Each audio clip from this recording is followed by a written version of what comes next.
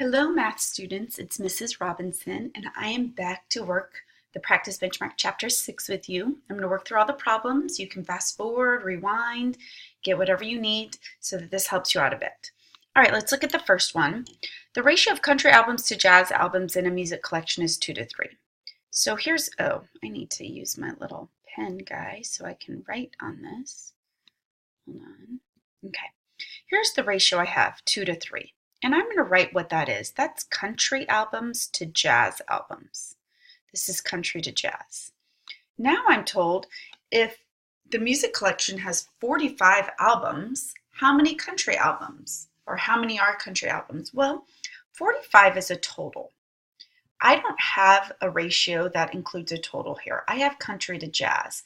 What I need is a ratio of country to total albums. That's what I need. Well, I can figure that out here with the ratio I've been given. There are 2 country albums to every 3 jazz albums. So country to total, well, my total would just be 2 plus 3, which is 5. 5 would be my total number when I'm looking at this ratio. So if I look at country to total, I have 2 country albums to a total of 5 albums. 2 country albums out of every 5, or excuse me, 2 albums out of every 5 albums are country albums. So I figured out a total based on the information I'm given here. Now I'm going to set up my proportion. I want to know how many country albums I actually have. If I have a ratio of 2 out of every 5 albums are country albums, how many country albums do I have if I have 45 total albums? And then I just cross multiply. Cross multiply here. 2 times 45 equals 5x. 2 times 45 is 90. That equals 5x. Divide by 5. And x is going to equal 18, I believe. So there will be 18 country albums. And that answers the question. Always make sure you answer the question. All right, on to number 2. This is a simple cross multiplication problem. You should know how to do this. 40 times x equals, cross multiply here, 16 times 2x plus 1. Now careful, a lot of students do 16 times 2x and they forget to distribute. That's why I always write it like this. 40x equals, and distribute to both terms. 16 times 2x is 32x. 16 times 1 is positive 16. Gather your x's together, subtract 32 to both sides, and that's 32 x's, not just 32. Bring this down, 40 x's minus 32 x's, I'm going to write over this, is 8 x's, and that equals 16. And then divide by 8, and your solution will be x equals to 2. And you are finished, and I know I write large because that is all this pen will allow me to do. All right, let's go on to number 3. Given this proportion, what ratio completes the equivalent proportion? If you're not sure about this, I encourage you to go back. I believe on your book, let me just double check. I think it's at page 342. So I encourage you to look at page 342. And it gives you the properties of proportions, property 1, property 2, property 3. This particular one is testing to see if you know those properties. If you do a proportion, x over z equals 6 over 5, and I change my proportion to x over 6, a logical way to do this would be z over 5. And that is one of your properties on page 342. I don't even know that you need to memorize that. It seems logical to me just to look at it. It was, and then here's how you double check to make sure it works. See that the cross multiplication actually still stays the same. X times 5, so I get 5x equals 6 times z, or 6z. Cross multiply these and see if I come up with this. X times 5, 5x equals 6 times z, 6z. Oh look, I do. Now I know it's an equivalent proportion. All right. All right, this one says, are these polygons similar? If they are, write a similarity statement and give a scale factor. Well, let's double check. Here I've got 4988, and I've got 4943. I've got some proportions on the side, so I could check this by angle, angle. I could do side, angle, side to see if they're proportional. I've got 49 and 49 here. I could actually figure out this angle pretty easy. I'm just going to go 180 minus 88 minus 49, and I should get this angle to be 43. Do this also. Do 180 minus 49 minus 43, and I should get this angle to be 88. Now you can see all the angles are actually congruent, and yes, this is these are similar triangles by angle similarity. I have two angles in one triangle congruent to two angles in another triangle. I don't even need to check the proportions of the side. Just by that, it's going to work. So yes, these are similar. A similarity statement, you need to label them in the correct order. So I'm going to go DBC. Let's go DBC. Yours might not, if you don't start with D, that's okay. You could have started with B. Just make sure you label these correctly. DBC is similar. Since I started here at angle 49, I'm going to start here at angle 49. And I went over to angle 88. So I'm going to go JHI. I went angle 49 to angle 88 to angle 43. 49 to 88 to 43. Just make sure you do it in the correct order. Now what's their scale factor? This is where we're going to look at the proportions. So I know DB and JH should be proportional. So I look at DB and I'm going to look at JH. Okay. So depending on which you do first, if I go DB, that is 6, JH is 4. Now if I reduce that, just check this side. Go BC, and when I do BC, I need to go HI. So BC, I'm going to go HI. BC is 9, HI is 6. And then I would go DC, so DC to JI. DC is going to be 12. Did I do that right? DC to J. DC, I did J to JI. So 12 will be DC, and JI is 8. And then just reduce these. Let's see. When I reduce this, this is going to be 3 to 2. This is going to reduce to 3 to 2, and this will reduce 4, 8, 12, 3 to 2. So when I look at this, the scale factor would be 3 to 2, or if you flip this, 2 to 3. Okay.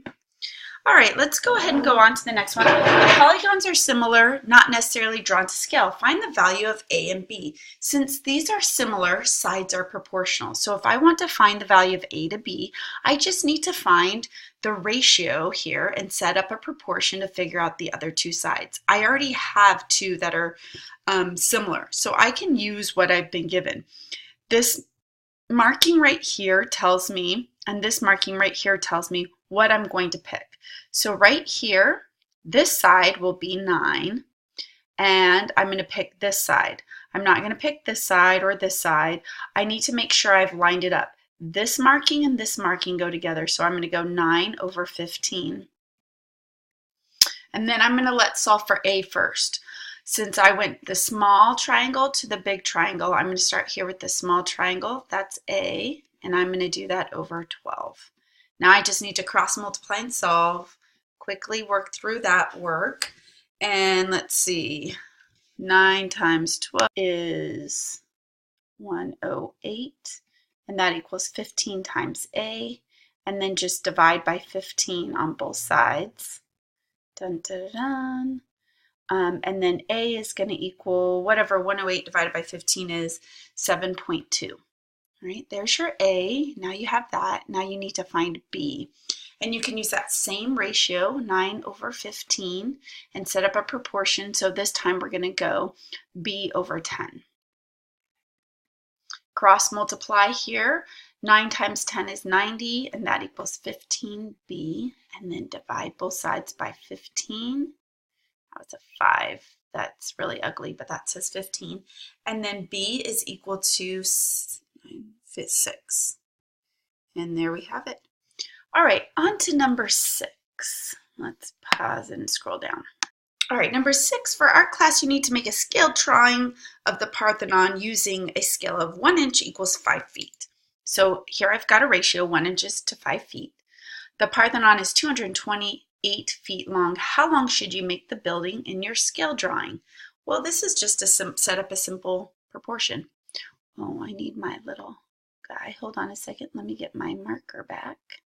Okay, so 1 inch is to 5 feet. And we'd like to know how many inches for my scale drawing should I do for 228 feet. Now some of you will be able to look at this and go 1 inch is to 5 feet. It's 288 or 228 feet long. I'm just going to divide by 5. Good, that's exactly what you're going to end up doing. But let's go ahead and cross multiply. Okay, you're going to get 1 times 228. So this is going to be 228. And I'm dropping the units right now. This is inches foot. They're going to cross out. They're going to work good for me. And I'm going to have 5 times x. So I am going to have 5 feet here. So this is going to be inches feet and this is going to be feet. And when I divide out, the feet will fall out and I'll be left with inches. That's why I didn't write it, because inches feet looks weird. And then I'm just going to go 228 divided by 5, and that will give me 45.6 inches. And that is how long I should make the building in my scale drawing. Okay, let's go on to number 7. Are the two triangles similar? If so, state the postulate or theorem that proves the similarity. So I have a couple of things I can do for similarity. If you look at your similarity rules, let me tell you what page. Look at your review page on 409 for 6.2 and 6.3. You'll see you have the angle, angle, you have side, angle, side, and side, side, side. Those are the 3 things that you can use. Hey, babe. Hold on a second. All right, if you look on page 409, there's the postulate. So let's look at this postulate. Looking at what we have, we've got a side, we've got a right angle and a side, angle, side. So that's probably what we're going to use to prove this here. We can see we have an angle that's congruent. Let's just see if our sides are proportional. So we're going to go, is 5 over 10 proportional to 14 over 28? Ooh, that's an 8. So reduce these. 5 over 10 is 1/2, 14 over 28 is 1/2, and yes. So are these similar? The answer is yes. And the postulate would be side, angle, side, similarity postulate. All right, let's go on to the next one. Okay, this one also could be a side, angle, side, similarity postulate. If you look at this one, this small triangle and the big triangle share an angle. Now we just have to see if the small triangle sides are proportional to the big triangle sides. So let's look. And this would be, the small triangle would look like this, and then you would have the big triangle like this. So they would have this angle, and the small triangle would be 3 to 2, and the large triangle would be 3 plus 7. So it would be 10 to 2 plus 6, which would be 8. So check the proportionality of these sides. And we might have side, angle, side again. So is 3 to 10 proportional to 2 to 8? I'm going to say no, these don't reduce. 2 over 8 reduces to 1/4, but 3 over 10 does not. So this is going to be no, the sides aren't proportional.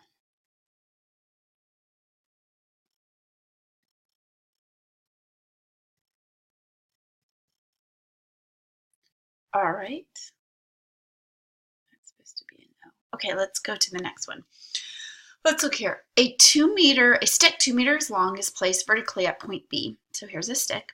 The top of the stick is in line with the top of the tree as seen from point A. So looking up, it's in line with the top of the tree, which is 3 meters from the stick. So this length here is 3 meters and 30 meters from the tree. How tall is the tree? Well, let's look. We can just set up a proportion here. If we have an angle and the sides that are proportional, since they're in line, we would just set up, here's the here's one short side of the triangle and the same side of the big triangle. So I didn't say that very good. Let's try that again. Here is the AB, this side of the small triangle, and then A to the tree, we'll call this T, the same side of the big triangle. So we're going to set it up as 3 over 30 equals, and then this side, and then the tree side. So we would go small triangle to big triangle. We'll do that. We'll call this the tree. And then we just cross multiply and solve. So we're going to go 3 times T equals 2 times 30, which is 60, and then divide by 3. That's supposed to be a 3. And then T is going to equal to 20 meters. And my pen gets ugly as this goes on.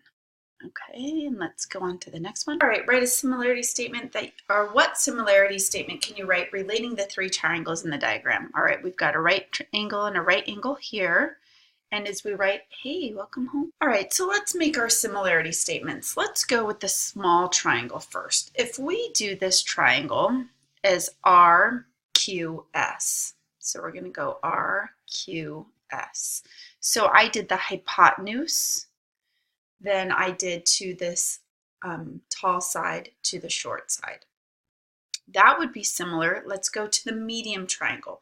This would be its hypotenuse, QTS. So I do its hypotenuse to its long side to its short side. And then let's do the big triangle. So the big triangle, I'm going to go its hypotenuse, RT, to its long side to its short side. So hypotenuse to long side to short side will go RTQ. So just make sure you do hypotenuse to long side to short side. Do it the same in every triangle. Now you could have gone and named these in different orders. You could have gone long side to hypotenuse to short side, and then you would change the number order in each of the triangles. Okay, number 11, find the geometric mean of the pair of numbers 14 and 12. To set up the geometric mean, you would just find the middles, the means and the extremes. These are your extreme numbers. These are your means. They're the middles. You're going to cross multiply and solve. So you're going to go 14 times 12, which is 168, and that will equal x squared. And then you square root both sides. You do get a plus or minus solution, but with means, you're just looking for the positive solution. So x is going to equal the square root of 168. It's not a perfect square. You can reduce this.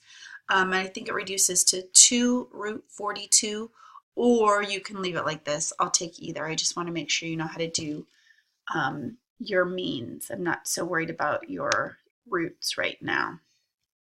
All right, let's go ahead and find the values of x and y in this one. This one is setting up your proportions. If you want to review it, it is in section, I believe section 6.4. All right, the easiest one to do is when you're giving the short side of the small triangle and you're given this long side, and then you're going to do the short side of the medium triangle and its long side. So you're going to do short side to long side, short side to long side. So this is going to be the mean of these two. So you set it up as, and let me use my writing tool, short side to long side in the small triangle, and then you go short side to long side in the medium triangle. Then you're just going to cross multiply. Go 6 times 14, I believe that's 84, and that equals y squared. And I believe square root, and I'm going to get y is, just leave it as the square root of 84. That's fine. Or you can do some decimals round to 1 decimal place. All right, you can find x now by doing Pythagorean theorem. This is the square root of 84. This is 6, so you have a squared plus b squared equals c squared. You don't have to set up proportions now to find x. If you want to set up proportions, this is how you would do this one. You have the small triangle, we're looking for x, and then you've got the big triangle. So the big triangle right here, the hypotenuse is 6 plus 14, which is 20. And then you have the hypotenuse here, which is x. So you could set this up. You could go the hypotenuse, which is 20. So the big triangle's hypotenuse to its short side, which is x. And then in the small triangle, you would do the hypotenuse to its short side, which is 6. Hypotenuse to short side, hypotenuse to short side. The x is the means. And then you cross multiply and solve.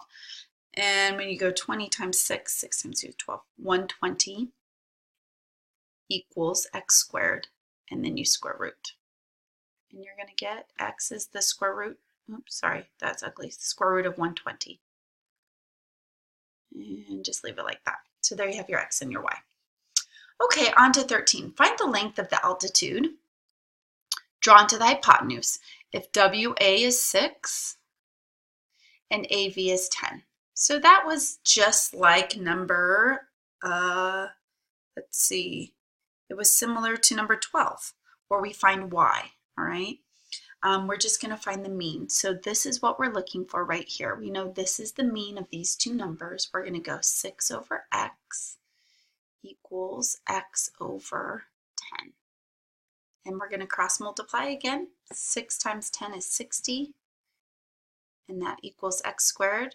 The writing tool is extremely slow. I apologize. Square root both sides. X is going to equal the square root of 60. You can write this in decimal form or leave it like this. It's fine. Okay, on to the next ones. All right, number 14 has to do with the side splinter theorem. If you guys look in section 6.5, if you have one line that is parallel to one side of a triangle and it cuts both sides proportionally, that's basically what it says. Since these are parallel, it's going to cut these sides proportionally. So you just set up a proportion. This test has a ton of cross multiplication and proportions. It's all about the proportions. So I'm going to set up this proportion. X is to 12 as x plus 1 is to 15. And then I'm going to cross multiply. So I'm going to go 15x equals 12. It seems as the longer I go on, the gnarlier this writing tool gets. All right, 12 times x and then 12 times 1. And then gather your x's. This says 12, even though it doesn't look like it does. Minus 12, it just starts to get delayed. It's like it just can't handle me using it anymore. All right, 15x minus 12x is 3x equals 12. And then that's supposed to be a 12, and then divide by 3. And that's supposed to be a 3. Sorry, peoples. And then x is going to equal to 4. And you're finished. All right, let's go on to number 15. Let's erase that. Okay, so number 15, this one you've got 3 parallel lines. It says Maple Avenue and Oak Avenue and Elm Street are parallel. Maple, Oak, and here's Elm. There's the label for Elm. So this is that same side splinter corollary, but this one talks about 3 parallel lines that intersect 2 transversals. Then the segments intercepted on the transversals are proportional. So you've got 1, 2, 3 parallel lines. Instead of being in a triangle, you've got 3 parallel lines, and they intersect 2 transversals. Then these transversal segments are going to be proportional. The parallel lines are going to cut them proportionally. So this section here will be proportional to this, and then this to this. That will be my ratios is what I would set up, or my proportion that I would set up. So it says, how long is the section of First Street from, so this section of First Street from Elm Street to Oak Avenue. So we want to know this. Oh, I need my little writing tool. Hold on. Come on, little tool. Okay, so we want to know this right here. How long is this section? Well, we can set up a proportion. We'll call this x. So x is to, this section they say is 350. And that will equal, we're going to do this section, 1650. And the writing tool is not liking me, to 300. And we're going to cross multiply and solve this. 300x equals whatever 1650 times 350 is. We'll do that real quick. It's a big number.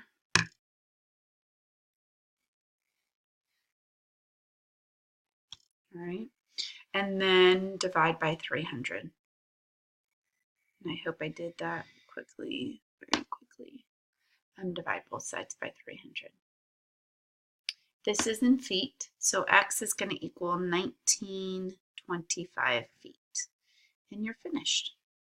So the map is a great real tool for where this might be useful as far as proportionality. All right, let's go on to the next one.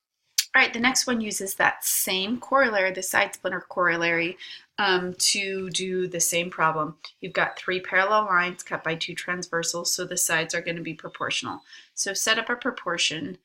My writing tool keeps going away. Come on, writing tool, you can do it. All right, we've got 3x over 4 is going to equal 7.5 over 2.5x. And then you're going to cross multiply. So if I do 3x times 2.5, I'm going to get 7.5x squared. And then 4 times 7.5, I'm going to get 30. And then divide both sides by 7.5.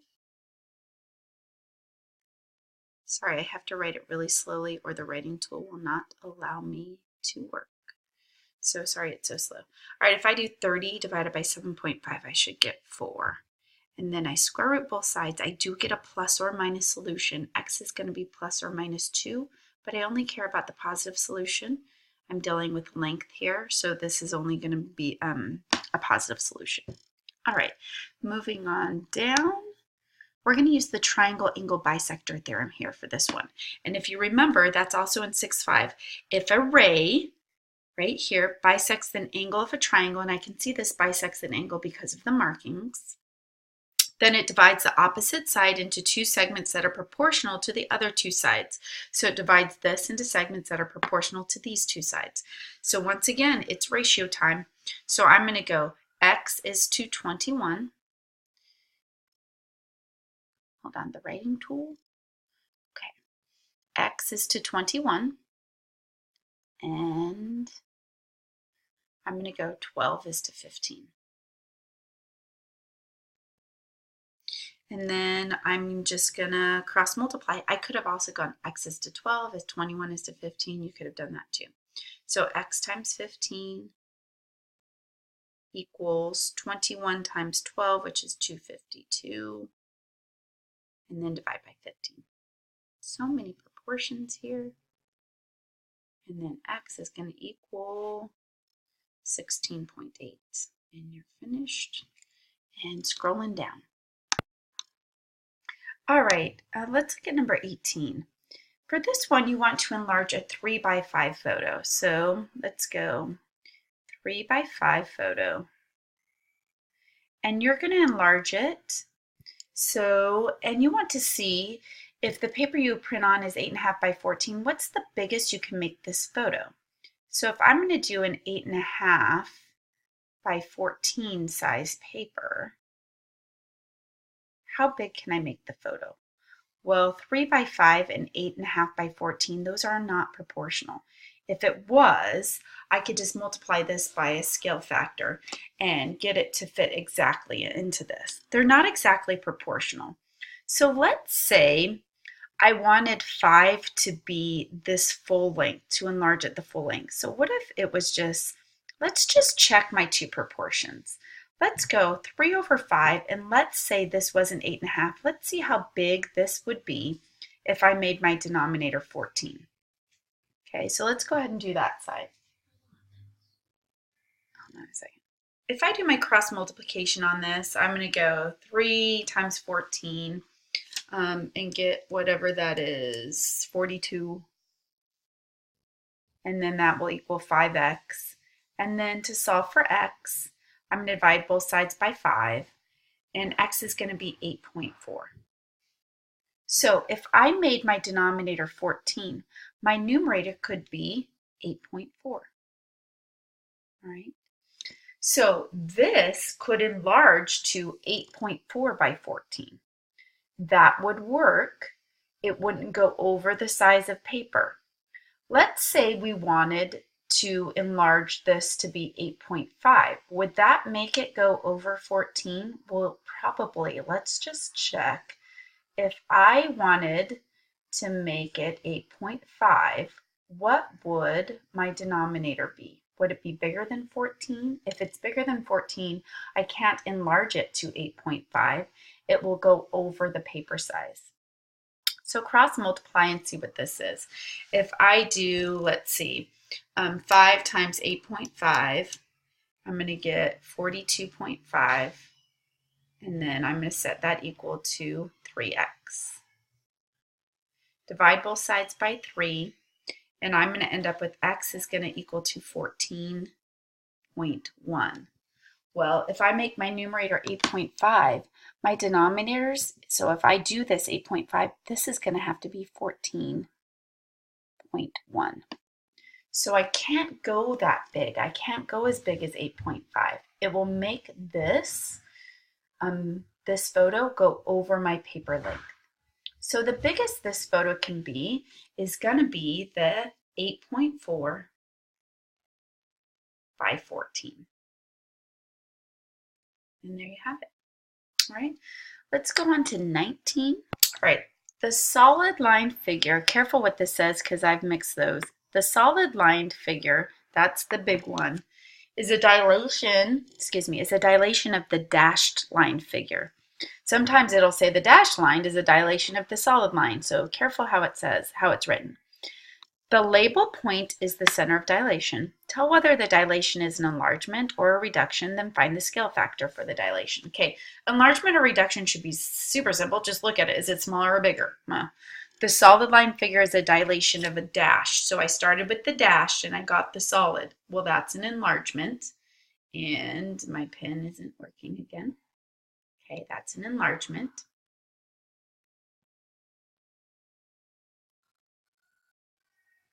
All right, it's going to write half my words. Okay, that says enlarge. All right, it's an enlargement. Now my scale factor. Well, when I multiply any xy point to get this point, it's going to tell me my scale factor. I don't have to check every point to see what it is. I can just check one. Let's check this point. From here, I'm going to go over 1, down 1. So this point will be -1, -1. All right. Now let's look at this point here. It went from this point, -1 to -1, and it enlarged to this point. So let's check that point. It's over 1, 2, down 1, 2. So this is -2, -2.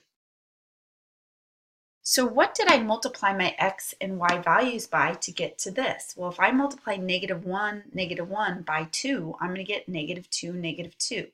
So it's a scale factor of 2. You can check this point here. I went over 1, 2, up a half. And now I went over 1, 2, 3, 4, up 1. So that is multiplied by 2. This point also, check it. Back 1, up 2. So -1, 2. Back 2, so -2, 4. Yes, it works. All right, so double check them all. Okay, on to 20. You look at a caterpillar under a magnifying glass. The image of the caterpillar is 3 times the caterpillar's actual size. And then actual size and has a width of 4. Find the actual width of the caterpillar. So here's what we have. We look at it under a magnifying glass. The image is 3 times that actual size. So it's bigger than it actually is. And that image has a width of 4. Find the actual width of the caterpillar. I'm simply going to go like this. The caterpillar looks like it's 4 inches, but it's 3 times its size, so I just divide out 3, and that will tell me what it is. It's 4/3 of an inch. This should be a really easy one. Scale factors. All right, on to 21. You can write 1 1/3 inch if you want. The solid line figure, so here's my solid, is a dilation of the dashed. Here's the dashed, okay? So the solid, the dilation of the dashed, with the center of dilation at D. Now careful, it might say the dashed is a dilation of the solid. Just be careful with that, all right? And this one, the solid's the dilation of the dashed, so the dashed was here and then it dilated to the solid. All right, is the dilation enlargement or reduction? We'll look at it, it's smaller, so it's a reduction.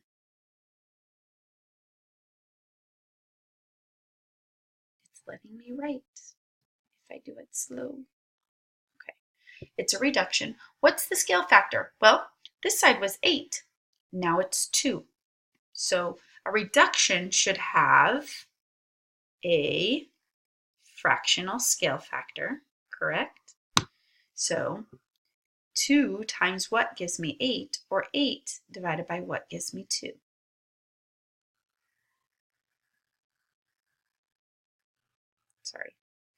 So if I'm going to take 8,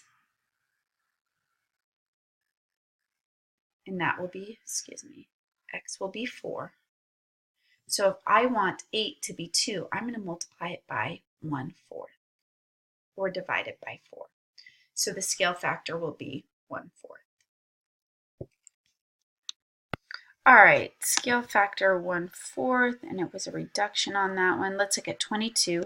We've got some vertices, and we want to find the vertices of a dilation of 2 of A, B, C, D. So you can go ahead and plot these vertices on here. It will help you draw it out to find the vertices. So I'd like you to plot them, and let me see if I can do it quickly. Okay, so I'm going to go over 0, up 3, 1, 2, 3, there we go, 3, 3, 3, 0, 0, negative 1, 2, 3, and negative 1, 0. All right, so here's my shape. I want to dilate it by a scale factor of 2. So every xy value I'm going to multiply by 2. So A prime is going to be, multiply each by 2, 0, 6. And this is where that thing gets a hold of me. So A prime is going to be over 0, up 1, 2, 3, 4, 5, 6. There we go. B prime, we'll multiply these by 2. So it's going to be 6, 6. So over 6, up 6. Is that 6? 1, 2, 3, 4, 5, 6, up 6. C prime is going to be, multiply this by 2. It's going to be 6, 0. So go over 6, up 0. There we go. D prime is going to be, multiply this by 2, 0, negative 6. So 0 over 0, down 6, 1, 2, 3, 4, 5, 6. And then E prime will be, multiply this by 2, negative 2, 0. And that is really ugly writing, and I apologize. So negative 2, 0. So here is my dilation, which is an enlargement. And there you have it. All right, on to 23. Okay, 23, we want to know if the pair of figures is similar. If so, identify the transformation and write a similarity statement. So we need to see if these sides are proportional. Let's go ahead and look at this. When we look at, we've got this long side here, and then the long side is here. Here's your short side to short side. So we're going to go, and we can do 4 to 3, or you can do 3 to 4, it doesn't matter. 4 to 3. Is that proportional to 10 to 7? All right, if I reduce these, 4 over 3 and 10 over 7, well, this reduces to 0.75. Actually, 4 over 3, that would be 3 over 4. I was just kidding. 4 divided by 3 reduces to 1.3, repeating. And 10 divided by 7, they're close, but no cigar, is 1.4, about, approximately. So no, these are not proportional. So no, these are not similar. And the reason they're not similar is because they are not proportional. And you would write that out, and I'm sorry, but the writing tool doesn't work very well on this. I would say sides not proportional. Okay, that's what I would say. Sides not proportional. And I'm going to write it in shorthand because of this writing tool, but you would write this out for me on the test. All right, on to 24. In the diagram below, is there a similarity transformation that maps the pair of figures? So here's another one. If so, identify the transformation and write the similarity statement. Please explain. So once again, let's check to see if the sides are proportional. We know we have rectangles, so let's go ahead and look. If I look at this, this is the short side and this is the long side. And in this one, here's your short side and here's your long side. So careful, it looks like you have a 6 to 6, but this is the long side and this is the short side. So I would go short side to short side. So I'm going to go 6 to 4. And I'm going to go long side to long side, 9 to 6. Are these proportional? Well, how did they reduce? If I reduce this, I'm going to get 3 to 2. And if I reduce this, I'm also going to get 3 to 2. So yes, the sides are proportional. Yes, these are similar. Now I need to write a similarity transformation and a similarity statement. Let's start with our similarity statement. I'm going to start here and go D, A, B, C. So I'm going to say D, A, B, C is similar. And since I started here and went D, A, B, C, I don't know why I started with D, but I did. I'm going to start with, and I could do this because the sides are congruent on each side. I went short side to long side. So here I'm going to go N, P, Q, M. N, P, Q, M. All right. And then I would say this, I'm going to dilate the smaller one. You could say I could dilate the smaller one by a factor of 3/2 to get the bigger one. Or I could say I'm going to dilate the bigger one by a factor of 2/3 to get the smaller one. So depending on how you would say it, I could say I'm going to dilate the smaller, or let's do the bigger one. A, B, since I started with D, let's go, just kidding. I'm going to dilate D, A, B, C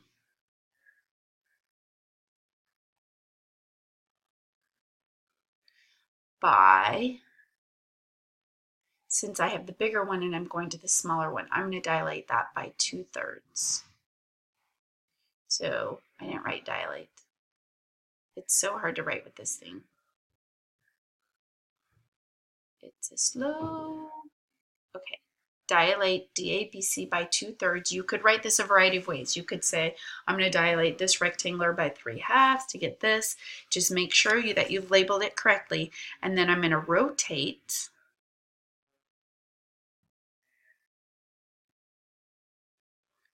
You could say this a variety of ways. I'm going to rotate this 90 degrees so that it lines up. I'm going to rotate so that D lines up with N.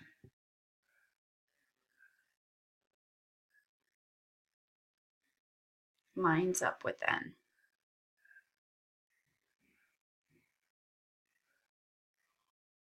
With N. All right. You could have also rotated this way so A lines up with M because the opposite sides are congruent. So lots of ways to do that. All right. And there you have it. So you would say, yes, this is a similarity. You could label this differently. There's different ways to label this. Dilate the big one by 2/3 to get the small one, or dilate the small one by 3/2 to get the big one, okay? And then rotate 90 degrees so that you get your things lining up. Here I want D to line up with N. Or you could say, you could get, what's another way? If I rotated this way, D could line up with Q if I labeled it that way. So it depends on how you label it, all right? Let's go ahead and go on to the last one. You have a banner you need to enlarge for a party. The original banner is 3 by 13, and you would like to be enlarged. You would like to be enlarged to 15 by 20. I don't know if I wrote that right. Is the enlargement similar to the original banner size? Explain. Okay. Is it original? Is it similar? Well, just look at the proportions. 3 to 13. Is that proportional to 15 over 60? Well, 15 over 60 does reduce. 3 over 13 does not. 15 goes into 60 how many times? 4 times. So this could reduce to 1/4. 3 over 13 does not reduce to 1/4. So these are not similar. Okay, so the answer here is going to be no. Is the enlargement similar to the original banner? No. And you would just say the sides are not proportional. That's all you have to do. Let me see if cursive works. Oh, it works better. Sides not proportional.